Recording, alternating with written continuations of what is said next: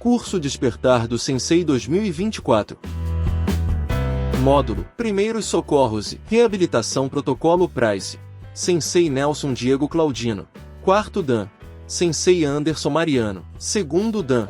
Olá, eu sou o Sensei Nelson Diego, faixa preta quarto Dan, graduado e pós-graduado em Educação Física, segundo sargento do Corpo de Bombeiros do Estado de São Paulo, e venho compartilhar com vocês um pouco de conhecimento de primeiros socorros, o que podemos fazer para auxiliar nossos alunos caso eles se machuquem no treino e até que ponto podemos chegar nesse primeiro atendimento e, se for necessário, chamar o atendimento especializado. Pessoal, eu venho sugerir para vocês um kit básico que toda academia deveria ter caso algum dos nossos alunos se machuquem. É uma coisa bem tranquila de achar nas farmácias ortopédicas. São talas, né? P, M, G e GG, ataduras, bandagem triangular, uma tesoura simples, colar cervical, que ele tem de 3 tamanhos, é bom adquirir os 3 tamanhos, para poder, no caso de necessidade, auxiliar o seu aluno aí nesse primeiro atendimento. Vamos começar a falar da imobilização de uma luxação, uma possível luxação do pulso. Vamos usar uma tala P. Vamos pedir para o aluno segurar com 4 dedos aqui a tala. Vamos trazer o kimono para liberar aqui onde vamos colocar a atadura. Vamos começar a enrolar essa atadura travando bem. Vou pedir para abrir os 4 dedos aqui agora para poder estabilizar bem essa região da mão. Dou mais uma volta lá na frente. Pode fechar os dedos agora. E vou terminar até o final dessa tala. Não esquecendo de deixar bem justinho, que vai tirar todo o balanço aqui do pulso dela, para evitar ela sentir dor. No final, peço para ela apoiar aqui o braço, ou apoiar com a outra mão aqui, ó, para ela me ajudar.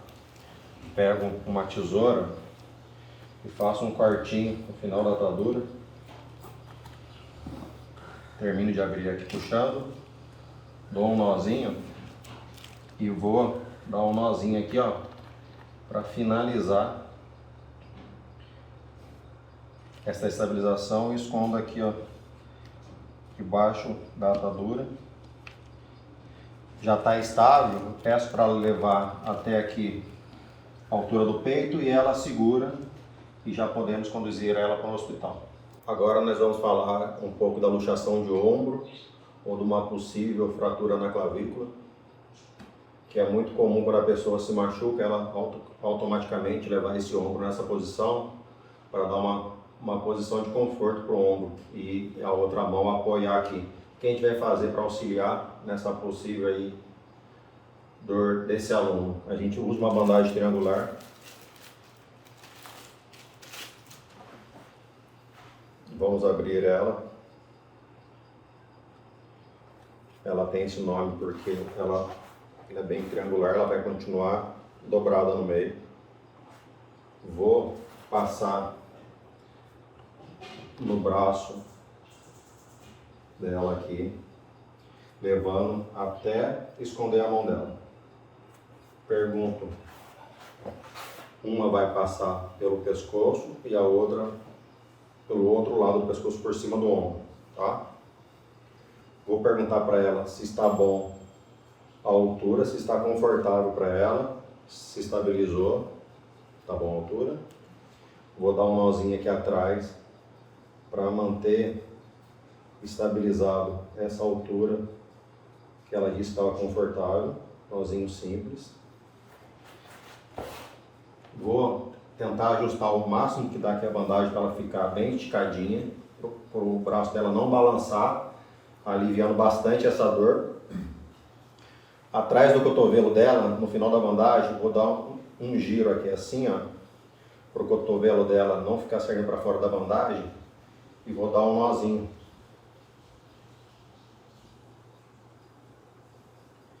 Regulo bem esse nozinho. deixando, aí ela pode soltar o braço agora, dando bastante alívio para essa dor que ela está sentindo nessa região. E depois que terminar aqui, já conduzir para o hospital para avaliação médica. Nós vamos falar agora de uma possível fratura de antebraço, onde eu vou me preocupar em travar a articulação do pulso e do cotovelo dela para aliviar a dor. Vou pegar uma tala, vou medir aqui até onde vai o cotovelo dela. O aluno vai estar com dor, se estabilizando ou deitado. Vou fazer essa dobra da tala e verificar se está do tamanho certo. Assim que eu vou verificar, eu vou já pegar o pulso dela, o antebraço, e encaixar nessa tala, tá? Se for preciso, para a tala não ficar para o lado de fora aqui, acompanhando o braço dela, o que eu faço? Eu dou uma leve dobradinha na tala, torcendo ela, para estabilizar aqui perfeito o braço e o antebraço dela. Assim que eu ajustar a tala da forma correta, eu venho com a atadura envolvendo o braço, estabilizando tudo. Eu posso ter auxílio de alguma outra pessoa, com a mão ou a própria pessoa estabilizar aqui a tala para me ajudar, né? Ou uma outra pessoa vindo com a mão estabilizar. Então eu posso pedir para ela estabilizar aqui, para eu começar a envolver o pulso dela. Peço para ela abrir o polegar lá, o polegar. Dou a volta para envolver bem o pulso dela.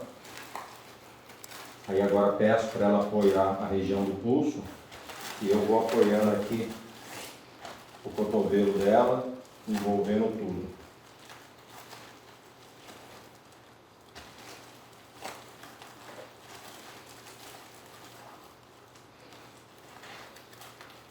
Uma atadura não foi suficiente, eu pego a próxima atadura para terminar de envolver, né?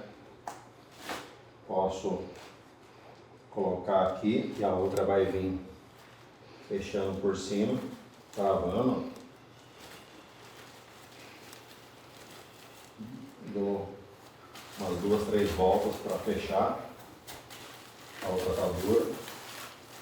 Vou até o final da tala. E posso voltar com essa atadura para baixo de novo, deixando cada vez mais bem estável. A gente falou do corte lá do nozinho, né? Então faço aquele corte do nozinho que já foi ensinado. Venho um para cima e um para baixo. Dou um nozinho. Posso encaixar as pontinhas aqui dentro da atadura. E aí o braço está estável já. Tirou todo o balanço do antebraço para poder conduzir esse aluno nosso para o hospital. Agora a gente vai falar de uma possível fratura na perna, uma luxação no joelho, né? uma contusão, que o aluno está com muita dor, não está conseguindo mexer a perna direita e a gente vai ter que estabilizar. É muito comum quando eu vou fazer essa estabilização eu expor o membro, né? Se for uma coisa, não é o nosso caso no judô, né? Uma hemorragia, eu ter que cortar a roupa para poder ver, estancar essa hemorragia, mas para ficar bem estável, é muito comum eu expor. Se tiver como, né? Eu vou perguntar para o meu aluno, se a minha aluna, se ela está com um short por baixo, é muito comum as meninas usarem uma calça leg, eu posso expor para fazer a estabilização.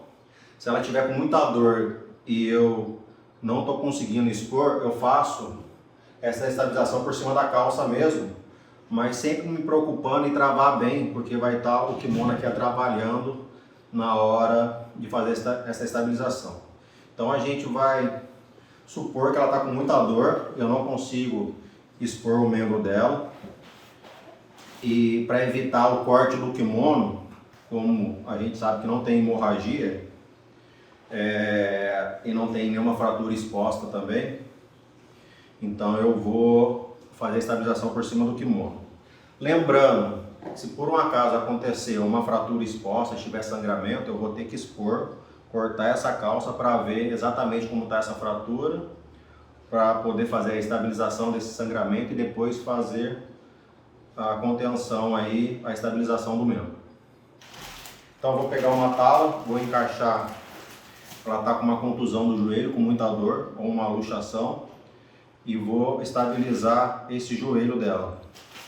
Vou pegar uma tala G aqui no caso, fazer uma dobrinha aqui, ó, bem no início da tala, para apoiar o pé dela. Encaixo o pé dela aqui e vou pegar a atadura e vou envolver toda a volta do membro dela.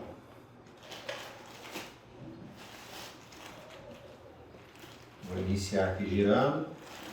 Posso erguer um pouquinho aqui com a outra mão, até apoiar aqui um pouco a perna e iniciar.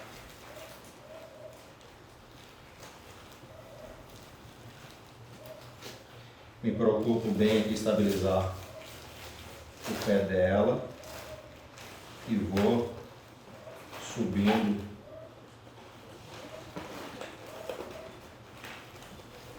ela tá inteira. Lembrando que ela tá de kimono, tava com muita dor, não consegui tirar essa calça.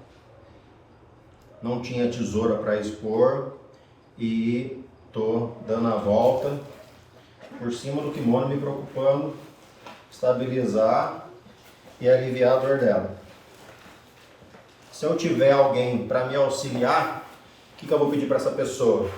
Para ela encaixar a mão debaixo dessa tala, erguer esse membro, que facilita a minha vida para eu continuar envolvendo a perna dela. Então eu posso apoiar aqui, ó. Vai facilitar muito a minha vida, ó. Minha mão vai correr bem mais fácil debaixo da perna dela.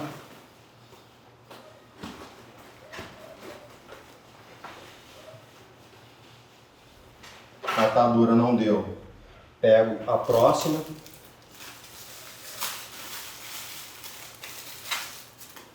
Mantenho esticada, não preciso me preocupar em amarrar. E vou por cima daquela, travando a outra.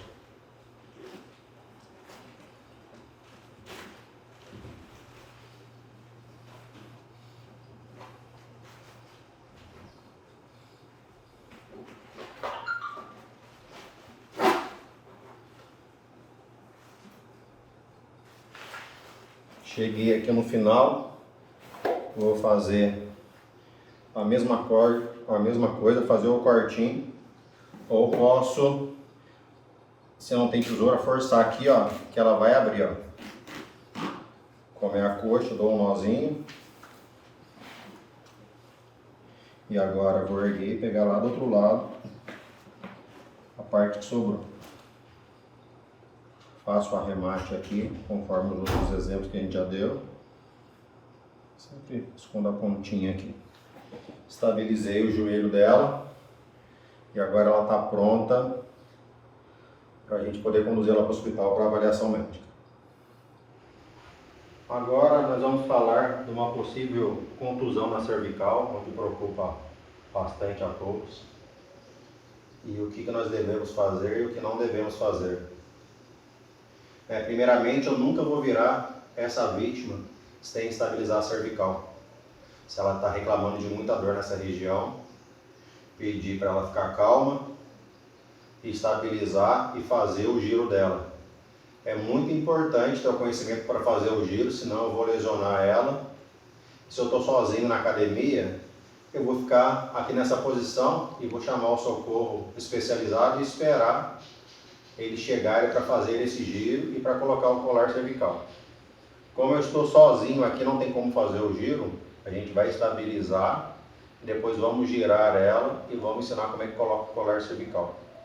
Então, nesse caso, eu estou sozinho, o que eu vou fazer aqui? Eu vou abrir as minhas duas mãos e vou estabilizar o máximo possível aqui para ela não mexer a cervical. Vou conversar com ela para ela ficar calma e falar para ela que a gente está esperando o socorro especializado para ele chegar e colocar o colar cervical, pranchar e levá-la até o hospital. e fico aqui segurando. Não posso ficar mexendo. Acho uma posição confortável para mim. Apoio os dois joelhos. Posso deitar e ficar aqui, apoiar os dois cotovelos no chão para me dar firmeza. O mais importante que nós falamos aqui, de eu estabilizar, achar uma posição confortável, é eu não ficar mexendo. Se eu não estou confortável, estou numa posição ruim, que eu vou ter, está me incomodando, eu começo a ter que mexer, eu vou começar a mexer muito com a cervical dela e isso não é bom. Então acho essa posição confortável e fico o tempo que for necessário aqui até chegar o socorro especializado conforme já informado. Nós falamos da cervical, que ela estava de bruços, que eu tenho que me preocupar em não virar ela. Agora a gente simula que conseguimos fazer o giro para colocar esse colar, né? Então o que eu vou me preocupar? Vai estar estabilizando aqui o pescoço dela e vou pedir sempre o auxílio de alguma pessoa para esse colar cervical entrar debaixo da cervical dela. Vou me preocupar em abrir o kimono, né?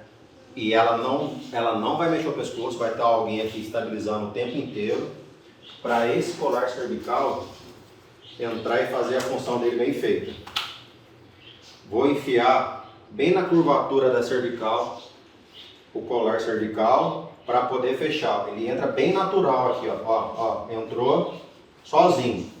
Vou levar no queixo dela. A hora que eu levo para o queixo é a hora que a pessoa está segurando a cervical, vai ajustar aqui, ó, para ele travar bem. Ó, levou para o queixo dela, travei e mantive. O que eu tenho que me preocupar? Coloquei o colar cervical, eu vou continuar aqui a estabilização até o socorro chegar. Porque depois que eu ponho esse colar, ela precisa ser pranchada para preservar a coluna cervical dela por completo. Não adianta eu colocar o colar cervical, travei a cervical que ela está com dor, agora ela pode levantar, sentar e ir para o hospital. Não, isso não existe. Travei a cervical dela, continuo estabilizando aqui, olha, coloquei o colar para preservar você, agora a gente vai esperar você ser pranchada para você poder ir para o hospital. E fico aqui, continuo estabilizando até o socorro especializado chegar. Nós falamos aí essa possível contusão na cervical, onde eu tenho que me preocupar bastante se esse aluno reclamar de dor. É muito importante você, professor, se preocupar com isso, pegar seu aluno mais graduado, um aluno seu que tem experiência ou tem afinidade com o assunto, ou outro professor que trabalha com você, treinar essa técnica que é muito importante, tá bem estabilizado para esse colar cervical entrar. Eu não consigo colocar o colar cervical sozinho, porque em algum momento vai balançar ali a cervical e eu preciso o tempo inteiro preservar, deixando bem estável. Então, você, professor, se preocupe com isso, treine com alguém na sua academia, se um dia precisar usar, fazer bem feito para preservar a coluna do seu aluno. Se você tenha dúvida, não faça nada, peça para o seu aluno não se mexer e chame o mais rápido possível aí a equipe especializada para preservar o seu aluno. Pessoal, a gente vai falar desengasgamento agora, é um tema que pode auxiliar vocês no dia a dia, tanto com familiar, com um ente querido, ou alguém precisando desse socorro aí em algum ambiente que você esteja. É muito comum que a pessoa está engasgada levar a mão no pescoço, com esse sinal que ela não está conseguindo respirar. O que eu vou fazer? Eu vou me aproximar atrás dessa pessoa, encaixar minha perna no vão da perna dela, meu peito bem encaixado nas costas dela para eu tirar qualquer balanço entre nós dois. Vou cerrar o meu pulso e apoiar meu polegar mais ou menos na altura do umbigo dela. E vou fazer um movimento de J, vou puxar e elevar para cima. Essa mão vai apoiar atrás desse pulso cerrado para me dar mais firmeza. E vou fazer o quê? Ó, movimento de J até essa pessoa expelir esse objeto. É muito comum, assim que ela expelir, essa mão sair do pescoço e ela começar a falar que foi expelido esse objeto da sua garganta. Aproveitando o assunto sobre desengasgamento, a gente comentou sobre a manobra de Heinrich, que vai ser utilizada em adulto e em crianças maiores, de 4 anos para cima. Eu falando de recém-nascido ou de uma criança que eu consigo fazer essa manobra no meu braço, eu vou seguir essa manobra. Então a criança está engasgada, o que eu vou me preocupar? Né? Vou me preocupar em colocar ela no meu braço para dar uma olhada na cavidade oral dela, se tem alguma coisa na boquinha dela. Tem que me preocupar muito em ter cuidado se eu for colocar a mão na boca dela, senão eu acabo empurrando para dentro da garganta, em vez de auxiliar, eu acabo agravando esse engasgamento. Vou girar ela para o meu outro antebraço e apoiando na perna. Então quando eu girar ela no meu antebraço, encaixar as perninhas dela aqui e o antebraço aqui na coxa para me dar apoio, vou me preocupar em encaixar nas bochechas dela, erguer um pouquinho o pescocinho dela, que vai liberar as vias aéreas. E vou fazer 5 taponagens, fazer uma conchinha. E é muito comum com essas 5 taponagens essa criança desengasgar. E quando isso acontece, essa criança vai chorar, que é um sinal de alívio, porque a criança chorando significa que ela voltou a respirar. Tranquiliza o pai e a mãe que essa criança já foi desengasgada e peço para levar para o pediatra para uma avaliação médica. Eu agradeço a presença de vocês aqui no curso Despertar do Sensei. É uma honra participar dessa edição de novo. Espero ter contribuído com um pouco de conhecimento. Tentei ser o mais sucinto possível e o mais prático possível para auxiliar se um dia for necessário. Peço para vocês, professores, que se preocupem cada vez mais com o tema, que é muito importante eu estar capacitado para poder auxiliar meu aluno caso ache necessidade.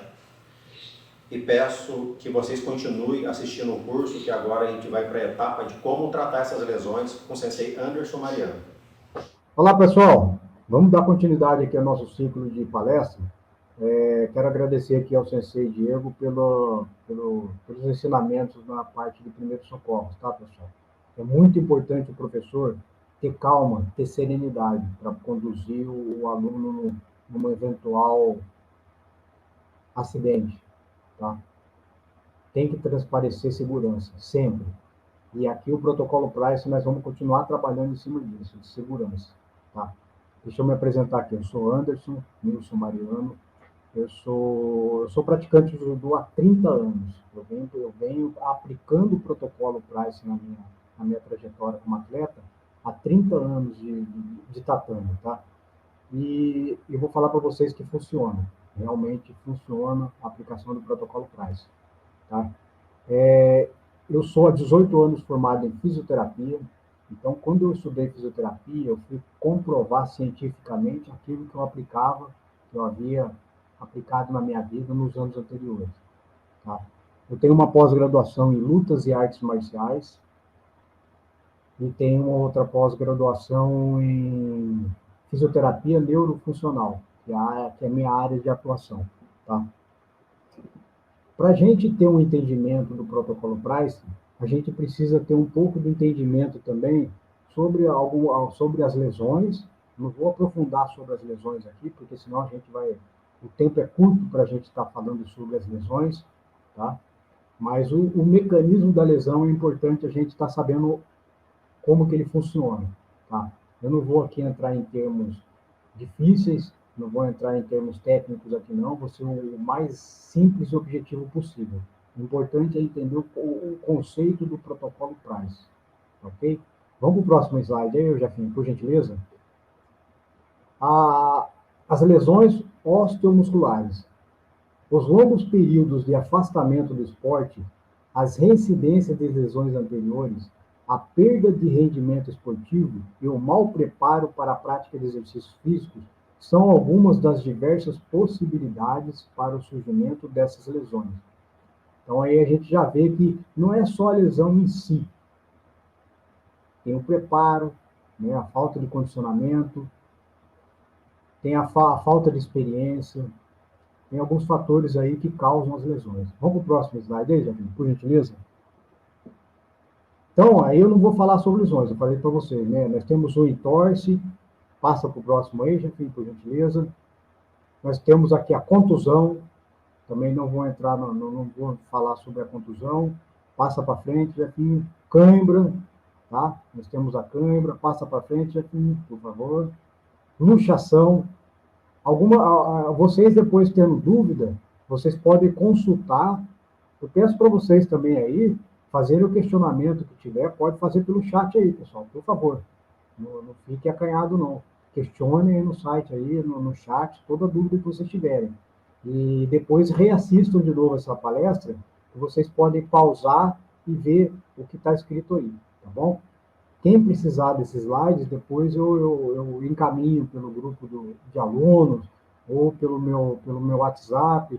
Aí vocês entram em contato comigo, vocês conseguem, eu mando essa apresentação para vocês, tá? Jefinho, passa para frente da luxação aí. Tendinite, que já disse que é uma inflamação do tendão, já é uma lesão que não foi muito bem tratada, então gera uma tendinite. Bora para frente. Para frente, isso. Distensão muscular, também não vou entrar nesse assunto por enquanto. Passa para frente, afim. Então vamos lá. As lesões musculares são a causa mais frequente de incapacidade física na prática esportiva. Estima-se que quase de 30 a 50% de todas as lesões associadas ao esporte são causadas por lesões em tecidos moles. Então, nós já sabemos que tem uma porcentagem de lesões e que elas são causadas em tecidos moles. Entendeu? Bora para frente aí, Jefinho. Passa. Então, nós vamos lá. Importante saber. Volta. Isso aí. Importante saber. É a classificação das lesões, tá? Para você saber se é moderada, para você saber se ela é leve e para você saber se ela é grave. É importante saber isso daí, tá? O sensei Diego mostrou as lesões graves, que são as lesões que tem que ter intervenção, vai para o hospital, existe uma luxação severa, existe uma fratura. Então, essas são as lesões grau 3, grave, tá? Tem ruptura completa. Agora, a grau 2 e a grau 1 são as que a gente pode atuar. O professor, orientando os alunos, orientando os pais.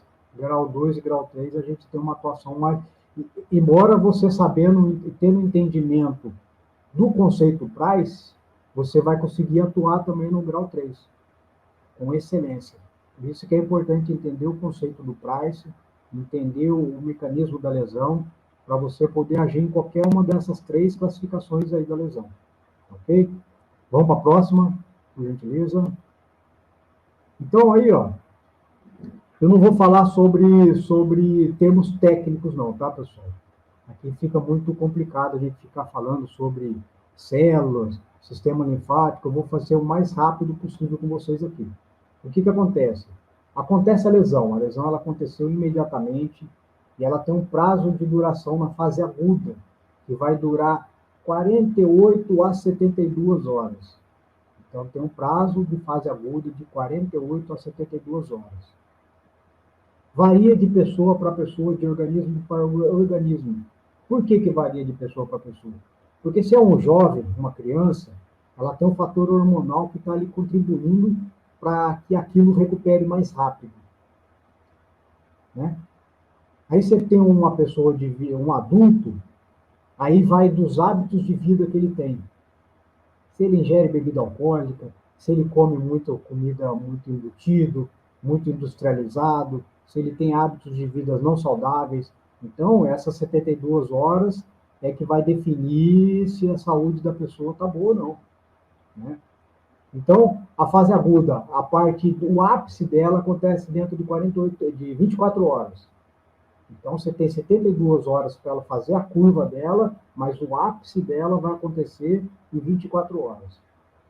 É importante saber o que acontece dentro dessas 72 horas. Muito importante isso aí, pessoal, para entender o conceito Price e a aplicação do conceito Price. O que acontece? Eu costumo fazer vamos dizer assim, uma analogia. Vamos fazer uma representação. Vamos imaginar um campo de batalha. Né? Então, você lesionou, bateu, machucou, entorse, nós vimos lá, as lesões anteriores lá.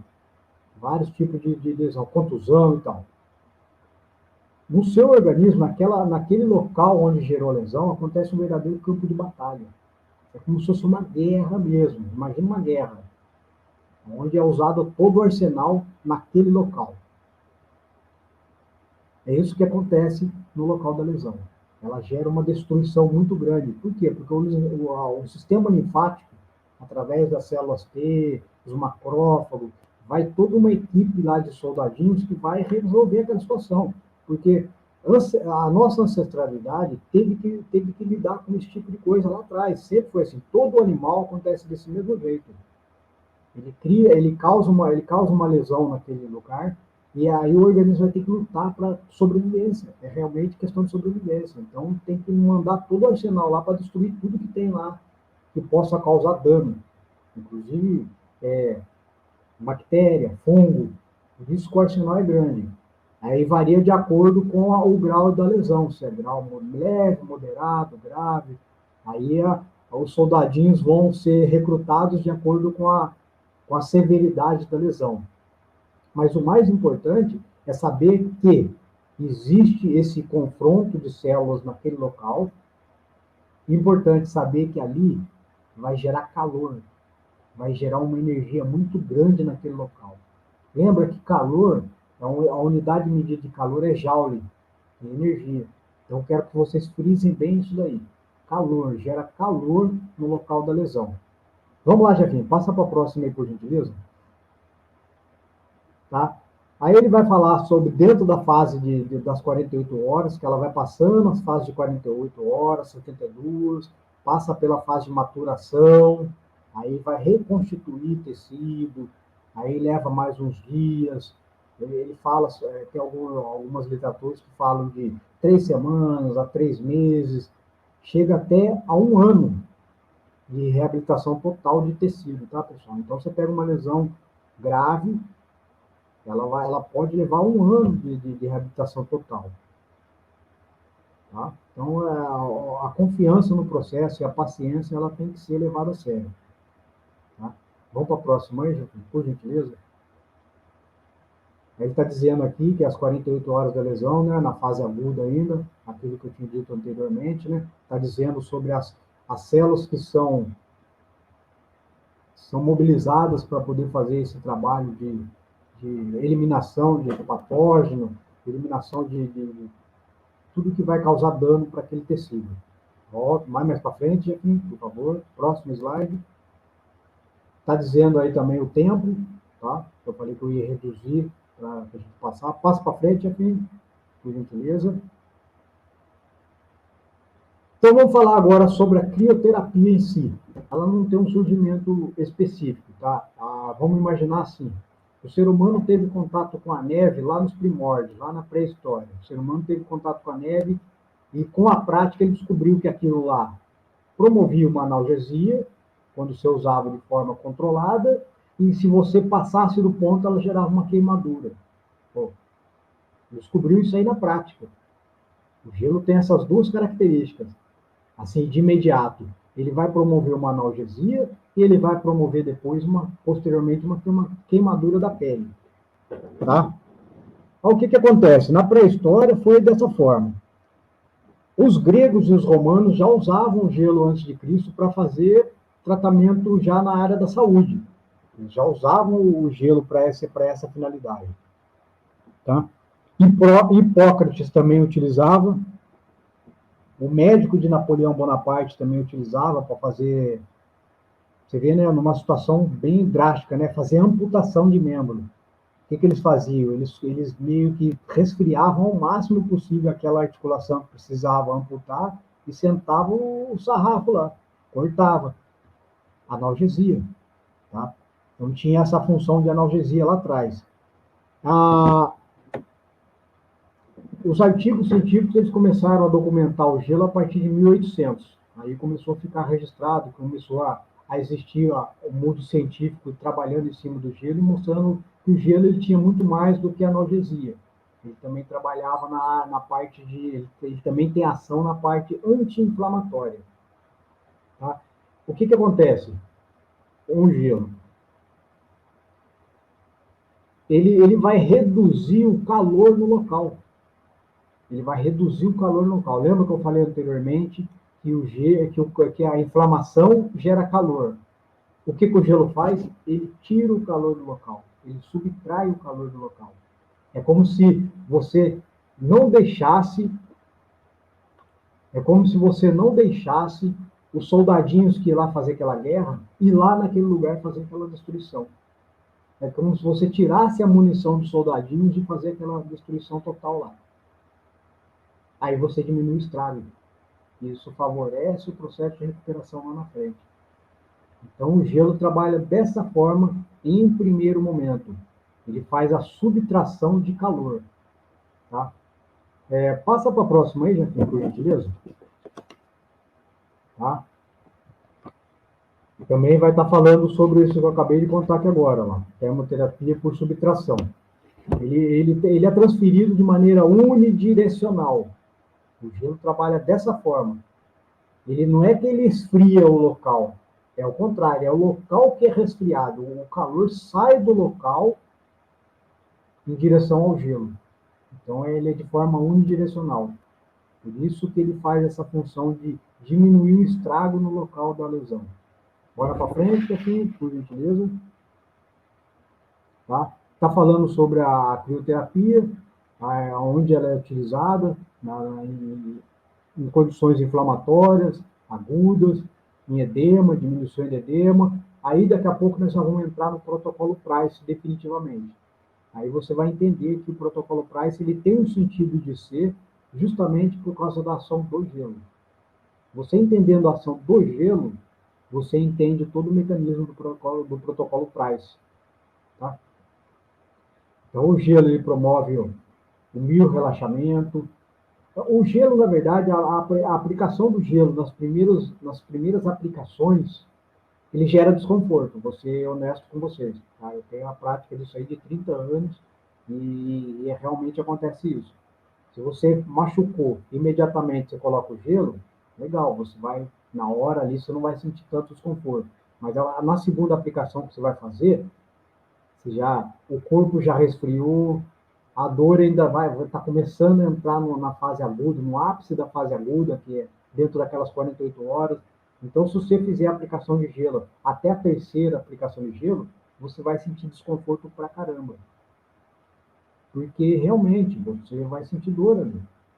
Ele ainda está ali lidando com as estruturas locais. Ele está fazendo a movimentação das estruturas locais. E isso gera um certo desconforto no início. Mas depois da terceira aplicação, você consegue sentir mais benefício.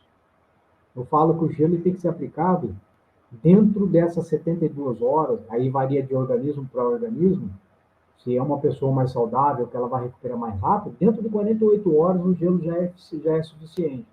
Já é um idoso, uma pessoa debilitada, uma pessoa que tem hábitos de vida não saudáveis, isso vai se estender para mais algumas horas aí, chegando a 72 horas. Aí o gelo vai ter que ser usado dentro das 72 horas. E quanto mais aplicações de gelo você fizer, melhor é. Melhor é. Tem que fazer o máximo de vezes possível por dia. Jefinho, passa por gentileza. Então aí vai estar falando que existem várias aplicações do gelo. A gente pode aplicar o gelo desde uma caneca, digamos que é membro superior. Vou beber minha aguinha aqui, tá, pessoal? Digamos que você machucou qualquer falange. Você pode colocar pedras de gelo, acrescentar água e imergir os dedos lá. É uma forma de aplicação. No membro inferior, você consegue fazer dessa forma também. Você pega uma vasilha maior, onde você consegue, por exemplo, se for um entorse de tornozelo, uma lesão no tornozelo. Você pega uma bacia com água, completa com gelo, ela tem que estar bem gelada e faz a imersão. Então, ele está dizendo aqui algumas formas que tem. A gente pode usar as bolsas, depois eu vou mostrar no slide para frente aí que tem as bolsas térmicas, né? Que a gente pode colocar ela no congelador. Existem aquelas com gel também, que é colocada no congelador e você coloca em qualquer membro do corpo. É fácil a aplicação. A gente pode fazer massagem com a pedra de gelo, dependendo da região, porque a lesão ela pode acontecer em qualquer lugar do corpo, pessoal. Tem luta de contato, ela vai acontecer. Você vai bater o nariz, você vai bater o queixo, você vai bater o dente. Aí, com uma pedrinha de gelo, você consegue fazer uma massagem no local. E é de tempo em tempo. Isso vai fazer a recuperação acontecer de forma acelerada. Vamos para o próximo aí, Joaquim, por gentileza. Então, ele está dizendo sobre a bolsa fria. Tá? Todo atleta tem que ter isso aí na casa. Todo atleta, não importa a modalidade. A gente está falando de lutas, né? Eu sou praticante de judô há 30 anos. Agora entrei no jiu-jitsu, vai fazer 3 anos que eu estou praticando jiu-jitsu. E é a luta de contato constante. A gente está ali constantemente na pegada. E vai torcer um dedo em algum momento. Vai ter uma batida em algum momento. E o gelo ajuda muito. Não se preocupa com nada. Vai só fazendo gelo dentro dessas 48 horas que vai ver o resultado que você vai ter. Não deixa edema, não deixa ficar roxo, não deixa ficar com marca nenhuma. É excelente.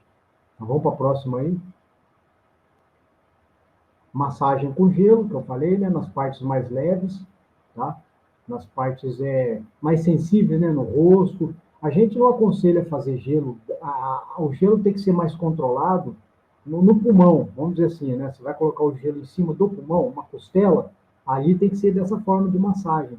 Você vai fazendo com o gelinho pequenininho em cima daquela costela que você machucou, aí você consegue fazer a recuperação nessas 48 horas de forma efetiva.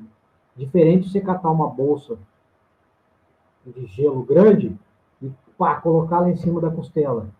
Dá para fazer, tem que ter um controle por isso, mas você vai resfriar o pulmão, então não é indicado fazer dessa forma no pulmão. Você pode fazer em qualquer outra parte do corpo, deixar o gelo. Tem pele que é mais resistente, você não queima a pele tão fácil, né? A gente recomenda colocar um paninho por baixo, com a pele mais sensível, porque a gente sabe que tem diferença de pele também, né? Tem pele que é sensível, pele que vem de criança. Tem que colocar um paninho, tem que ser um pedaço de gelo menor, para não agredir a pele. Lembrando de criança, o professor, né? Ele tem que ensinar a criança desde pequeno, orientar os pais, para a criança já ter desde pequena essa afinidade com o gelo. Usar o gelo como tratamento, não é só para beber uma bebida gelada. Ele pode usar o gelo como tratamento, ele tem que aprender que o gelo é um recurso para tratamento de dor, para tratamento de inflamação. Ele não vai entender a inflamação, mas a dor a criança vai entender. Eu quero tirar essa dor daqui. Então vamos fazer uma massaginha com gelo. E gradualmente a criança vai tendo esse entendimento, vai desbloqueando esse medo do gelo, e depois ela vira um jovem, um adulto que usa o gelo o resto da vida, porque é um recurso para ser utilizado no resto da vida. Tá? Vamos para a próxima aí, Jefinho, por gentileza? Nosso tempo aqui é o banho de imersão. Tá? Existe o banho de imersão, que é o corpo todo na banheira, que já é uma outra finalidade, também diminui inchaço, anti-inflamatório, mas não é o caso aqui específico do protocolo Price, tá, pessoal? Esse banho de imersão está dizendo sobre o membro. Eu dei o exemplo aqui da caneca, enfiou o membro, é um banho de imersão do membro, ou do pé, ou do joelho. Do joelho já é mais difícil, né? Porque daí você tem que entrar com a perna toda, né? Vamos para o próximo aí, Jefinho? Aí nós vamos entrar no protocolo Price definitivamente. Eu precisei passar lá atrás, mostrando para vocês que a lesão, ela causa um aumento de temperatura local, porque é um processo inflamatório, e que o gelo vai fazer diminuir esse calor desse processo inflamatório. A diminuição do calor, você vai diminuir o estrago naquele local. Tem que ficar bem claro isso aí, você vai diminuir o estrago naquele local. Aí nós temos aqui, o que é o protocolo Price? Proteção, repouso, gelo, compressão e elevação. Então, são 5 medidas a serem tomadas de prevenção de inflamação, de prevenção mais grave de uma lesão que ela tem que interromper de forma rápida. Ela tem que ser restabelecida de forma rápida. Qual que é a função da proteção? É você diminuir o calor naquele local. A proteção vai seguir com essa intenção. Né? Exemplo, machuquei uma falange minha. Machuquei um dedo. O que acontece ali? Se eu imobilizar ele, eu vou estar poupando aquela articulação de estar gerando calor naquele local. Ficou claro? Porque toda vez que eu estou mexendo numa articulação, eu estou gerando calor. E na fase aguda, essa geração de calor, ela é prejudicial para aquele momento da fase aguda. Aquele momento da fase aguda, ele tem que ficar em repouso. Que já é o próximo item a ser seguido, é repouso. Então, a proteção e o repouso, ela... Volta lá de novo, lá, Jefinho, por gentileza. Aí. A proteção e o repouso, elas andam juntas. E a compressão também. Porque quando você faz uma proteção, automaticamente você faz uma compressão. Quando você faz uma compressão, automaticamente você faz uma proteção. Quando você está fazendo uma compressão, automaticamente você está fazendo um repouso. E vice-versa. A elevação, o que é a elevação? É você potencializar o sistema linfático, fazer o retorno dos nutrientes. O que acontece? No processo o sistema linfático vai estar agindo na lesão, você diminuir esse percurso. Vou dar o exemplo aqui mais uma vez. Toda vez a gente vai ter que dar uma ilustrada. Eu machuquei minha falange. Estou com o dedo machucado, não importa qual. Se eu ficar com o dedo sempre abaixo do meu nível do coração, que a gente usa o coração como referência, tá? Mas na verdade é o timo. É uma glândula do sistema linfático. É o timo, que fica juntinho com o coração. Tá? Então nós estamos falando do sistema linfático. Se eu fico com esse dedo o tempo todo abaixo da linha do coração, o meu sistema linfático fica prejudicado, no sentido de fazer essa recuperação, diminuição de inchaço. Então, por que ele pede a elevação? Porque através da gravidade, da força da gravidade, eu estou fazendo essa escoação.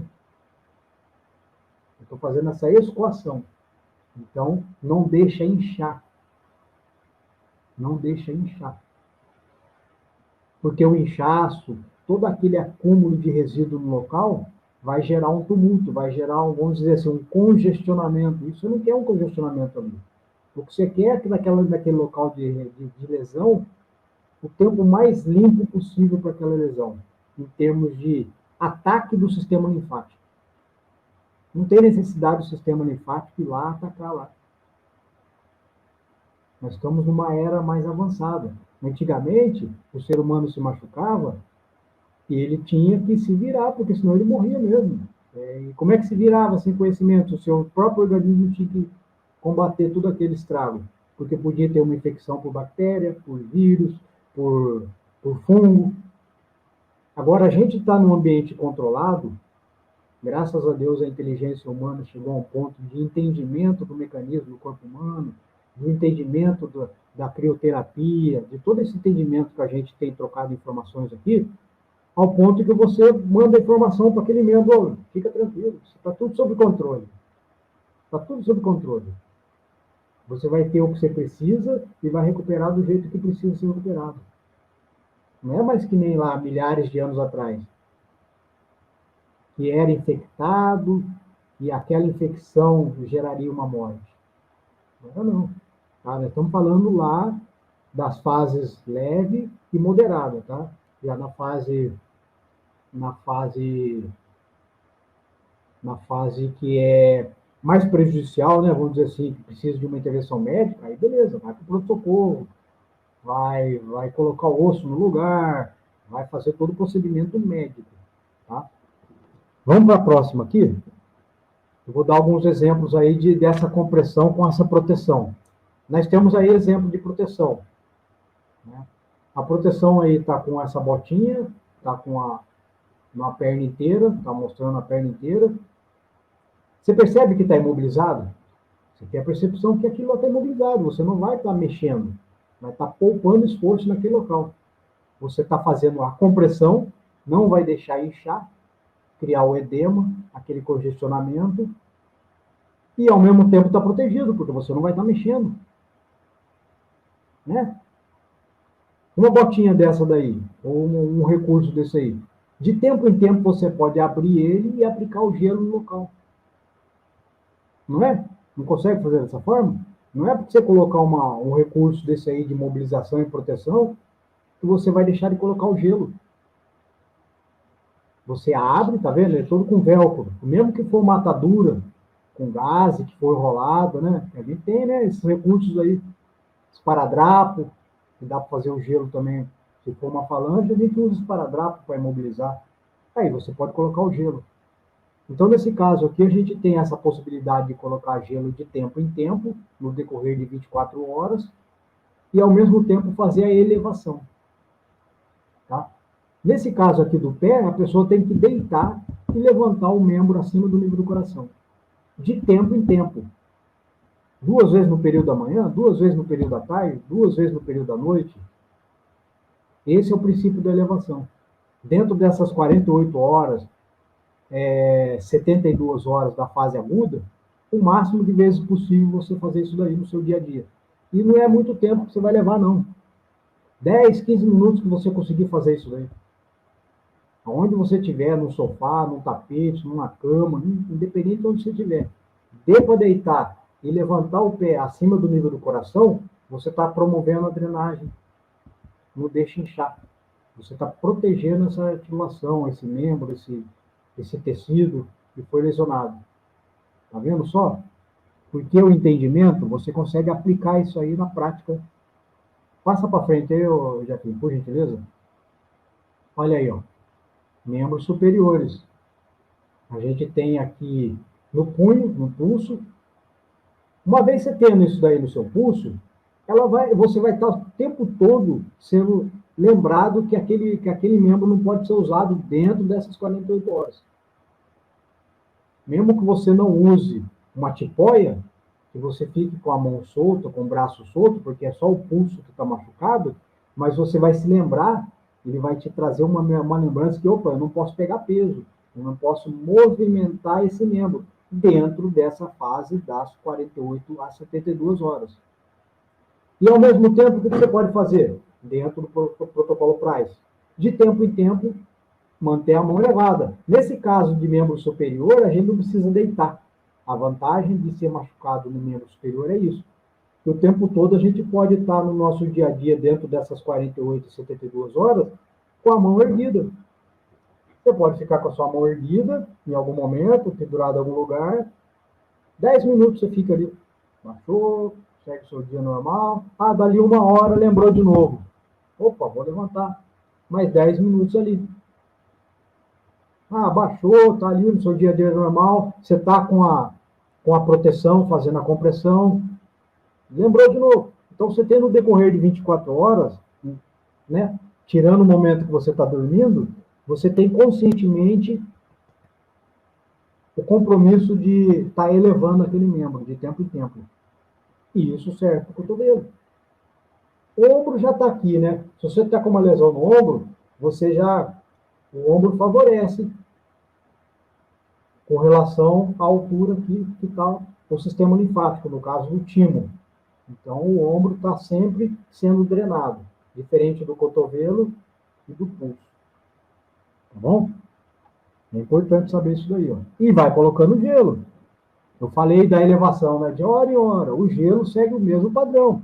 Você acordou, primeiro, o gelo já tem que ser colocado imediatamente após a lesão.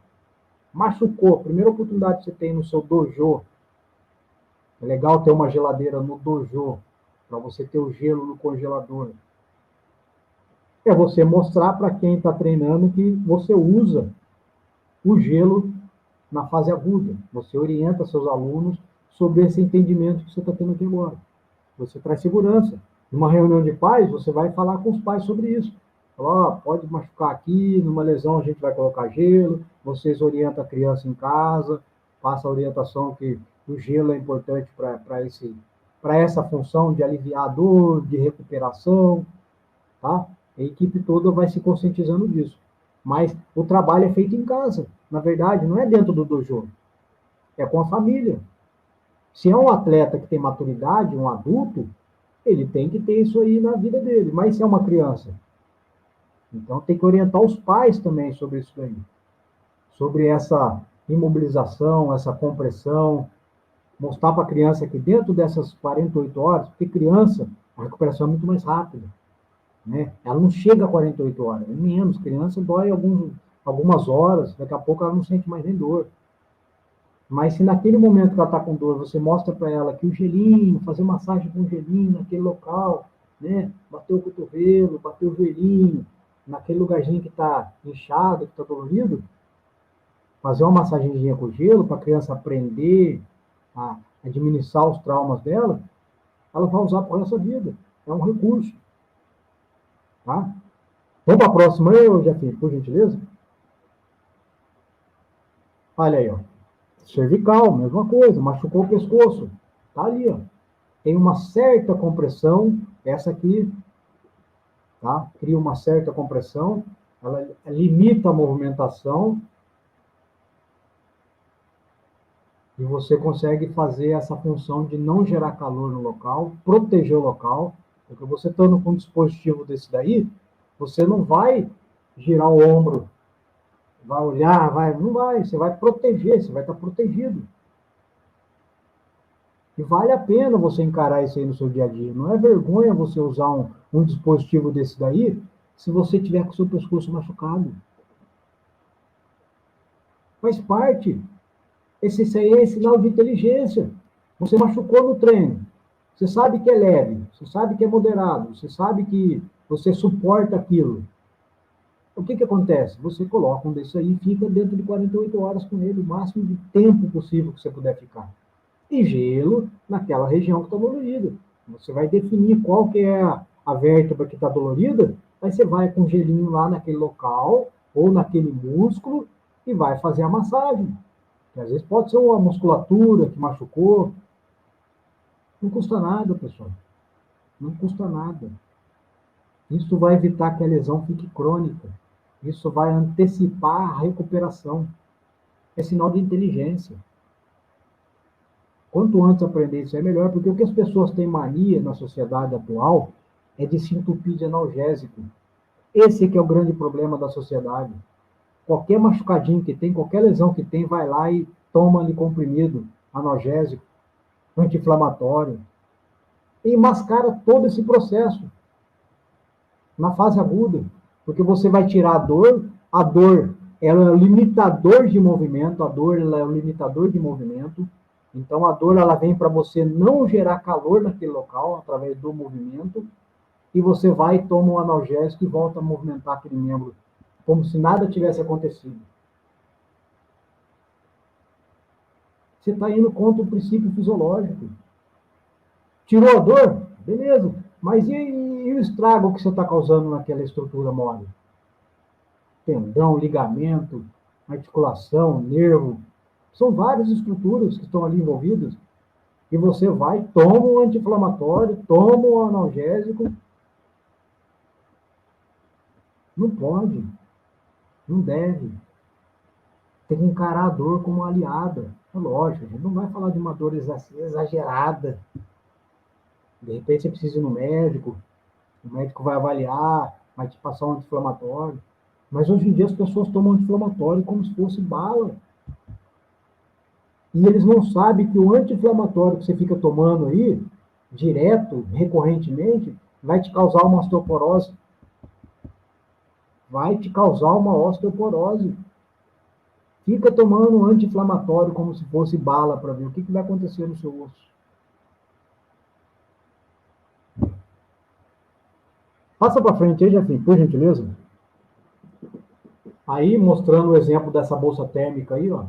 Basicão. Eu lembro da minha avó. Minha afinada avó. Ela tinha essa bolsa aí. Ela usava para calor, no inverno. Eu lembro disso aí. Nas noites frias, ela esquentava o pé para dormir. Um baita do recurso. Para esquentar o pé para dormir, no tempo frio, mas o atleta precisa ter uma dessa aí no congelador. Aí você pode criar de vários tamanhos. Hoje em dia tem no mercado umas pequenininhas assim, ó. Tem essas grandonas de 2 litros, 3 litros. Mas todo atleta precisa ter uma bolsa de gelo no congelador, independente.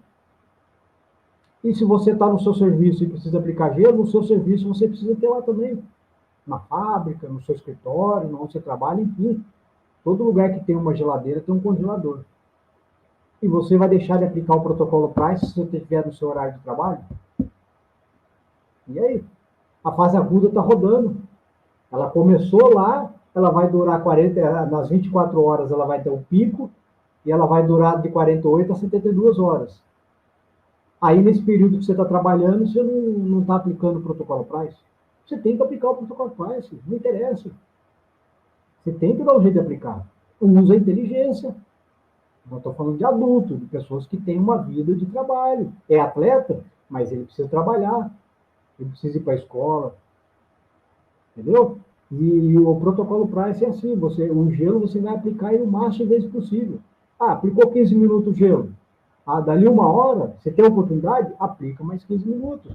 Ah, dali uma hora eu tenho mais outra oportunidade? Aplica mais 15 minutos de gelo. Aí dali uma hora, mais, aplica. Na minha época eu trabalhava na Embraer. Ó, saí da Embraer já vai para 18 anos já que eu saí da Embraer. Trabalhei 7 anos e meio na Embraer. Na época eu estava fazendo faculdade de fisioterapia. Eu trabalhava, fazia gelo trabalhando. Eu aplicava, eu fazia crioterapia durante o expediente. E as pessoas me procuravam pedindo orientação. E eu fazia as orientações necessárias. Vai lá na enfermaria, pega o gelo e fica lá. Eu fazia ali no meu local de trabalho. Quem pudesse fazer no local de trabalho. É recurso, é inteligência. A gente não pode deixar terceirizar o que a gente tem que fazer. Você tem conhecimento, aplica o conhecimento em você. Simples assim. Pessoal, eu vou mostrar aqui na prática como a gente deve proteger o membro inferior que está afetado, tá? Aqui eu estou identificando um elástico aqui só para ter uma referência, mas pode ser no quadril, pode ser no joelho, pode ser no tornozelo ou pé. A lesão pode estar em qualquer lugar daqui, mas o princípio é a proteção, tá? Então como é que eu vou fazer? Eu vou subir com a perna que não está lesionada e vou trazer a que está lesionada. Vou fazer sempre isso aqui, ó. Vou subir com a perna boa, vou trazer a que está lesionada. E assim eu vou fazendo sucessivamente. Estou protegendo a perna, ok? Então eu vou mostrar aqui mais uma vez na prática, agora na descida, tá? É inverso da subida. Então na descida, eu estou aqui identificando membro inferior direito. O que eu vou fazer? Desço o direito, protegi ele. Vem com o esquerdo, desço o direito. Ó, o esquerdo que está fazendo força o tempo todo. Vou fazer mais uma vez. O direito está sendo protegido. Ó. Depois eu desço o esquerdo. Tá ok? Então o objetivo aqui é a proteção do membro inferior. Aí existem umas contraindicações do gelo, mas é para caso específico, não é normal não, tá, pessoal? Áreas com comprometimento vascular arterial, cuidados com hipoestesia, criopatias, intolerância ao frio, circulação insuficiente. Isso aí são casos que não participam da nossa vida cotidiana de atleta. Normalmente a gente não tem contraindicação no ambiente de atletas. Tá? Existe essa contraindicação, mas é para um público específico. Só coloquei aqui para ilustrar para vocês. Vamos para a próxima aí, por gentileza. Aqui, a gente encerra o ciclo do protocolo Price. A gente encerra o ciclo do protocolo Price. Você entender o que é proteção, o que é o repouso, o que é o gelo, a compressão e a elevação. São 5 itens que você vai tomar conta na fase aguda. Eu não vou falar aqui agora, porque o tempo nosso já está bem passado já, tá, pessoal? O tempo aqui é bem limitado. Mas após a fase aguda, as 48 horas, as 72 horas, é o oposto. A gente vai colocar calor, aí usa aquela mesma bolsa térmica, o mesmo processo de imersão, e a gente vai fazer a progressão conforme a dor, conforme a sensibilidade da dor. Você vai ganhar amplitude, você vai ganhar força através, como limitador à dor, como limite à dor. Você vai superando a dor gradualmente, progressivamente. Todo educador físico tem entendimento para isso. Tá? Espero ter contribuído com vocês, tá, pessoal? Passa para frente aí, Jefim, que o nosso tempo aqui é curto, a gente não pode falar sobre... A minha proposta era mostrar o protocolo Price. Eu tive que falar um pouco do gelo, da crioterapia, para você entender o protocolo Price na essência. Porque, no fundo, é para diminuir calor. E agora nós estamos falando aqui na fase crônica da lesão, após as 72 horas. É onde você vai voltar a ter movimentação normal, onde você vai ter o seu movimento restabelecido, mas é de forma gradual. Tá? Então, eu não vou falar com isso aqui hoje, não. Outro dia a gente conversa sobre esse assunto, a gente pode estar conversando e marcando um outro momento para a gente conversar sobre isso aí. Passa a próxima aí, por gentileza. Tá? Passa de novo, porque esse aqui ainda está falando sobre o calor. Continua passando. Tá? Calor versus frio, cada um na sua modalidade, cada um no seu tempo. Tá? Lembrando, pode passar para a próxima aí, gente? Aqui eu tenho aqui as referências, tá? Vocês depois podem procurar as referências bibliográficas em cima do que eu pesquisei aqui. Tá? Passa a próxima aí, tem mais referência aí. Passa, pode passar. Mais uma, pode passar.